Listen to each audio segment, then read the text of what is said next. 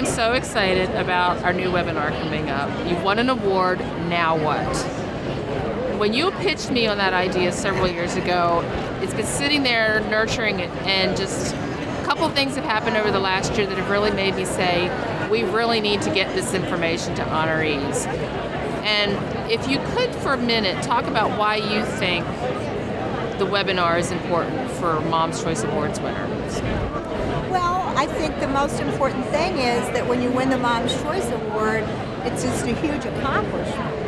And you're not sure, as an indie author, what's going to happen next.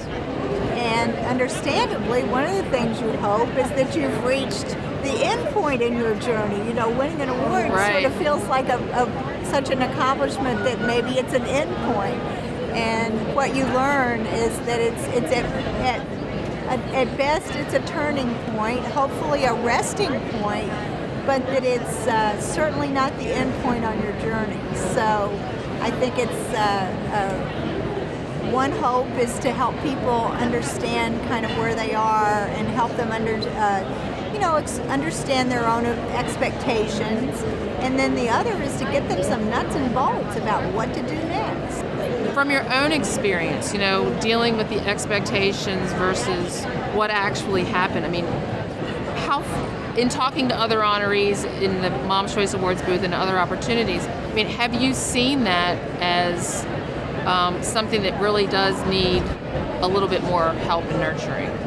Well, yes, I think it really needs it because depending on where you are in the process, you're not really sure what you need. You may not know how much you do need.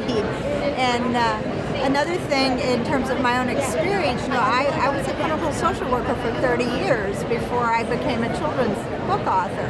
And so whenever I'm under stress or in a challenge, I fall back, go back to basics. And one of the things I know as a therapist is that, our expectations are wonderful. They propel us, they give us hope, they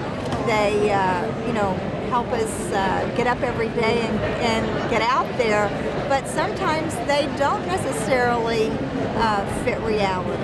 And so I think it's important to know what one's expectations are and to use them well and to not let them get in the way.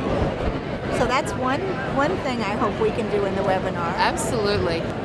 So we don't want to give away the webinar, but I think it would help people to understand what kind of nuts and bolts that we're talking about. Do you have an example of the kind of specific thing that we can do or that folks may be interested in learning about in our webinar?